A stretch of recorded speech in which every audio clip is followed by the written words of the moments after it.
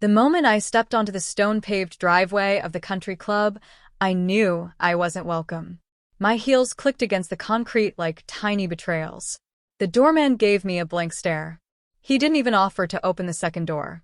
I tugged at myself and walked in, adjusting the simple blue dress I'd borrowed from a friend. It was clean, classy, but it wasn't designer. Not like theirs. Before we begin, drop a comment and tell us what would you do in this situation? Be honest, tell me in the comments below. We read every comment. Let's begin. Inside, the air reeked of roses, privilege, and cold ambition. String lights dripped from the ceiling like champagne tears, and the ballroom shimmered with polished glass and satin gowns. My mother caught sight of me from across the room, and I swear she flinched. "Well," my brother Kevin said loudly as I approached, one arm around his new bride, "look who came in a taxi." He dragged out the last word like it was filth. Laughter rippled through the guests like a rehearsed performance. Even the string quartet paused for a beat, unsure whether to keep playing. I swallowed. "Hi, Kevin. Congratulations." But he didn't look at me. Honestly, I told Mom she probably wouldn't come. But here she is. Wearing what is that? Thrift store? His wife whispered something in his ear and giggled. My face burned, but I held my ground. Then came my father. Crisp tuxedo. Polished disdain. "This is embarrassing, Ava," he muttered under his breath. "You were told not to make a scene." I blinked. "I was invited. Your assistant called me herself." His jaw tensed. "Because Kevin insisted. But let's not pretend this is your circle. You're not part of this world anymore." Before I could respond, he turned to the waiter behind him and said, "Take her plate away. She won't be staying." The waiter hesitated. I said remove it. My mother chimed in from her seat, sipping champagne like it was holy water. "There's no need to pretend." The waiter reached across the table and lifted the dinner plate from the pristine white tablecloth. The sound of the silverware clinking against china made everyone glance over. I stood frozen. Dozens of faces watched, some amused, others curious, some whispering. I looked around for one kind face. There wasn't one. And that's when the silence was shattered. The deep, unmistakable growl of a V8 engine echoed outside. Heads turned. A sleek black Cadillac Escalade rolled up to the entrance, its windows tinted, its paint gleaming like obsidian. It didn't belong here. It belonged on a movie set. Or behind a presidential motorcade. The driver's door opened, and out stepped my husband, Ryan Carter. Sharp navy suit. Dark sunglasses. Every inch the man who didn't beg for respect. He demanded it. The valet stepped back instinctively. Even the club manager peeked from behind the curtain. Ryan walked with a calm intensity straight into the ballroom, and every eye turned to him. A few guests whispered. Some definitely recognized him. He pulled off his sunglasses, met my eyes, and then turned to my parents. "Mr. and Mrs. Bennett," he said coolly, "I'm here for my wife." My father stood there, stunned. "Your wife?" Ryan didn't answer him. Instead, he reached into his jacket, pulled out a sleek black folder, and handed it to the club manager. "Effective this morning," he said, "this property, including the land it's on, is under new ownership." The manager's mouth dropped. "This club?" Ryan nodded. "Deeded. Registered. The paperwork's in your hands. You can check with the county." My mother stood, the champagne flute trembling in her hand. Ryan turned to her and added, "You wanted her to leave? That's fine. But this room, this wedding, everything around you, you're standing on her property now." Silence. Gasps. Kevin's mouth moved, but no sound came out. And I just smiled. The silence was deafening. Kevin's fiancée stepped slightly behind him, her eyes darting between Ryan and the manager like she was calculating whether staying married into this family would be worth it. My father tried to speak. "Wait, this is some kind of joke. You're bluffing. This club has belonged to the Pearson family for decades." Ryan's voice sliced clean through the air. "Not anymore." The manager, Mr. Henson, I think, was already flipping through the folder with trembling fingers. I recognize this document," he murmured. "It's notarized." County clerk seal. This is real. My mother blinked at him, her voice thin. No, it's not. This can't be. Ava, what is this? I took a slow step forward. My legs still felt shaky, but I didn't let it show. While you were all too busy laughing at me for showing up in a taxi, I said calmly, Ryan was finalizing the purchase. This club, this venue, the very floor you're standing on, it's in my name. As of this morning. You bought this place? Kevin exploded, his voice rising. Why? You don't even belong here. I tilted my head. Exactly. That's the point. Ryan reached for my hand, and I stepped beside him. I could feel the heat radiating off him, quiet, composed, but ready to tear anyone down if they tried me again. Waiters, Ryan called, his voice calm but absolute. Set her plate back. And bring her a new glass. The waiters, who just moments ago looked through me, scrambled to obey. Within seconds, my chair was pulled out, the plate returned, and a glass of vintage wine gently placed beside it. People whispered. I saw one of Kevin's groomsmen nudge another and whisper, That's Ryan Carter. He owns half of Kingsmore Tech, right? My father leaned closer, trying to save face. You married Ryan Carter? The CEO?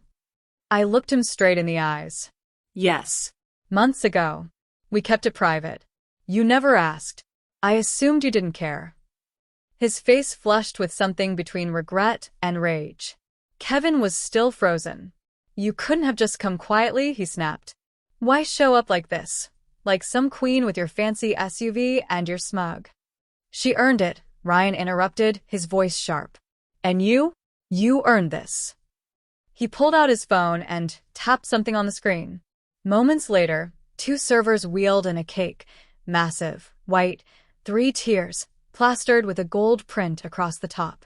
Congratulations to Ava Carter, new owner of the Astoria estate. Everyone gasped. Oh my God, someone whispered behind me. This is her wedding now. My mother sank slowly into her chair.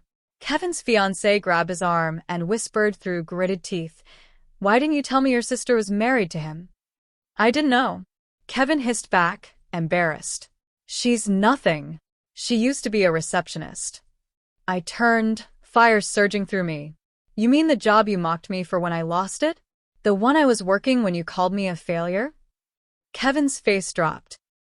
We were just kidding. No, Kevin. You were cruel.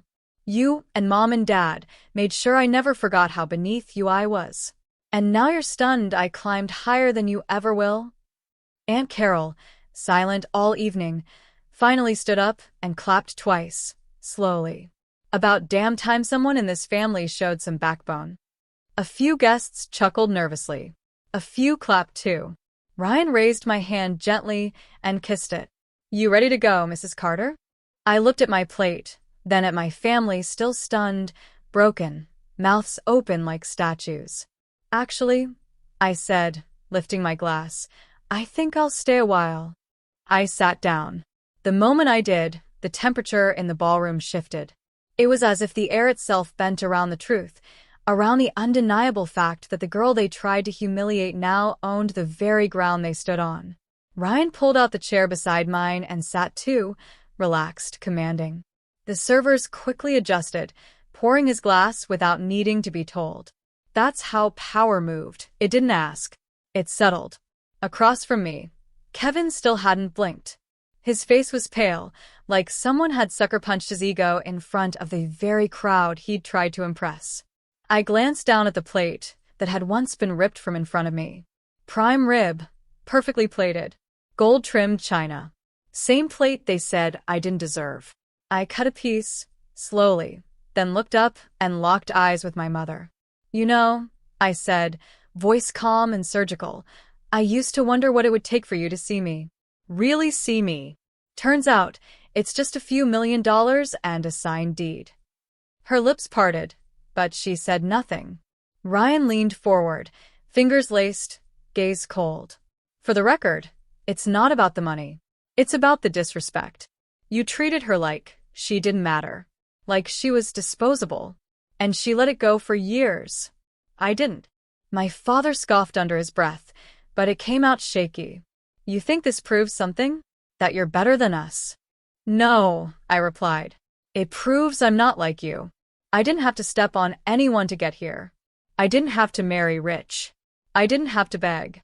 I worked, quietly. And when I rose, I stayed silent until today. Kevin shoved his chair back suddenly, the screech piercing the quiet. This is my wedding day, he shouted. And you just hijacked it like it's some revenge movie. You couldn't let me have this one thing, Ava? I stood slowly, my chair making no sound. You wanted to own this moment, I said. To make it about power. I showed up in a taxi because I wasn't there to compete. I came to be your sister. And you publicly humiliated me. He sneered. Because you're a damn joke. Always have been. The charity case, the one who couldn't keep a job, couldn't keep friends. That's enough, Ryan said darkly, rising. The entire room froze. You want a show? You want to strip your sister down in front of strangers? Let me show you what happens when you try that. He took out his phone again, tapped twice. Behind us, the double doors opened. 2 men in suits walked in, security clearly. The manager followed, looking uneasy. Escort Mr. Kevin Bennett off the property for verbal harassment, Ryan instructed. This wedding is officially canceled under the venue's new management policy. Gasps erupted. You can't do this. Kevin shrieked. This is my day. My event. The manager hesitated. Sir, we can give you 5 minutes to step outside and de-escalate. Escort him, Ryan repeated. 2 guards stepped forward. Kevin looked at our parents. Are you just going to let this happen? But my parents said nothing. My mother looked down at her hands. My father turned away. That broke Kevin more than anything. He laughed bitterly, then shouted, She's still the same pathetic loser. No matter what she owns. And as he was pulled toward the door, I spoke calmly. Then why are you the one being thrown out of my building? He paused, looked at me. Then, for the first time in his life, my arrogant, cruel, golden child brother, he looked small. The doors closed behind him. The room stayed silent long after the doors closed behind Kevin. You could practically feel the recalibration happening in real time, guests whispering behind napkins, shifting uncomfortably in their chairs, some clearly wondering if they should stay or politely vanish. But no one dared to stand, because now the only power in the room sat beside me. Ryan placed a hand on mine under the table. I didn't realize how tightly I'd been clenching my fists until he did. I'm proud of you, he whispered, barely audible. And I could tell it wasn't pride in my money or what I owned. It was in my restraint. In my ability to sit there, calm, collected, even after the people who were supposed to love me tried to publicly break me. Across the table, my mother still hadn't spoken. She looked older now, somehow. Her perfect hair, her flawless makeup, it all felt like a mask that was beginning to crack. You could have told us, she finally said. Why? I asked. So you could shame me behind closed doors instead of in public? Her jaw clenched. We were just surprised. That's all. This isn't how our family does things. No, I said, leaning forward slightly. Your family covers cruelty with polished silverware and champagne. Your family thinks silence equals dignity. Mine doesn't erase people for being different. My father looked up now, and this time, he didn't hide his disappointment. You really think this makes you better than us? He said. Ryan stood again. No. She's not trying to be better. She just stopped trying to be less. That's what this is about. I stood too slowly. This was never about revenge, I said to the room. It was about showing you I didn't disappear when you cut me out. I built something. Without you. And today, you made a choice. You chose to humiliate me in front of a room full of strangers. My voice wavered, but I didn't stop. You stripped my plate away like I was nothing. And now you're shocked that I had more than you imagined. My Aunt Carol raised her glass. To Ava, she said, loud enough for everyone to hear. For proving them all wrong without saying a word. Until now. Some clapped. A few stood. Some looked away in shame. Ryan looked down at me. Come on, he said gently. Let's get some air. We stepped outside onto the terrace, away from the sting of stairs and champagne regret. The sun was setting, casting gold streaks across the sky. I exhaled for the first time all day. You okay? Ryan asked. I turned toward him. I think so. He smiled. You were incredible in there. I didn't feel incredible. I felt like a scared little girl with a big dress and too many eyes on her. He stepped closer. That scared little girl? She just took back her power. And the world watched. I leaned against the railing, looking out over the manicured lawns I now owned. Ryan. Yeah. Do you think they'll ever apologize? He paused. No. But that's okay. Because you don't need their apology to move on. You already moved past them. I smiled, just barely. And as the sun dipped below the trees, I realized something. They may have taken my dignity once. They may have laughed when I struggled, mocked my clothes, my job, my cab ride. But they'll never forget the day the girl they discarded came back, not just stronger, but unshakable.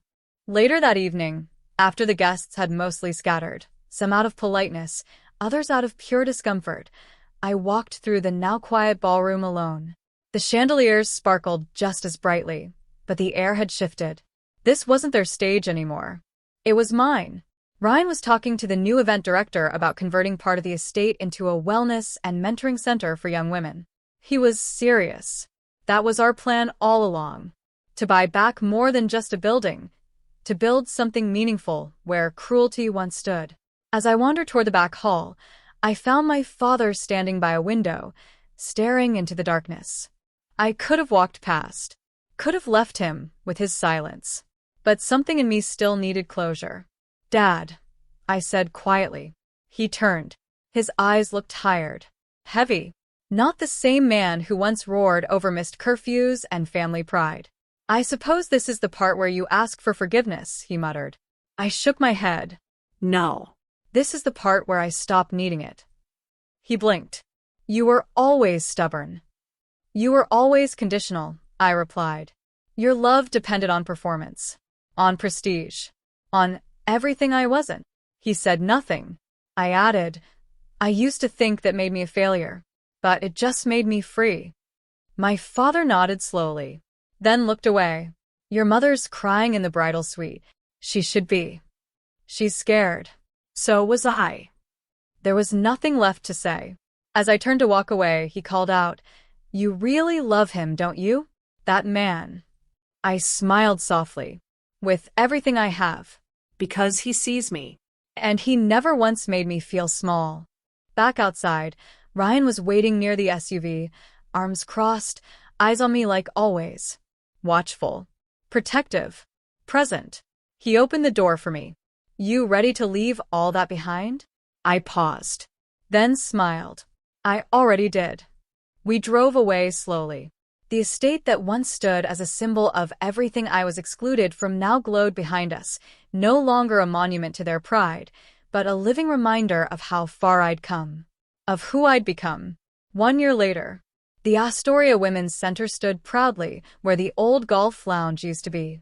Inside, girls from broken homes, battered beginnings, and burned bridges were learning to rebuild. To reclaim. On the wall was a framed quote that read, You can't control who breaks you, but you can decide who rebuilds you.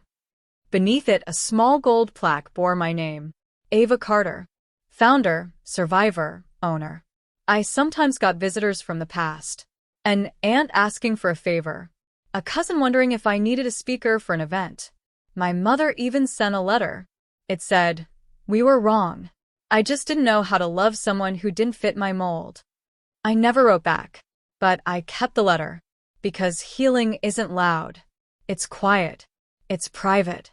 And it's powerful. So when someone tries to remind me I came in a taxi, I smile. Because it's not about how you arrive. It's about who waits for you at the door. And who you become when you finally walk through it, on your own terms.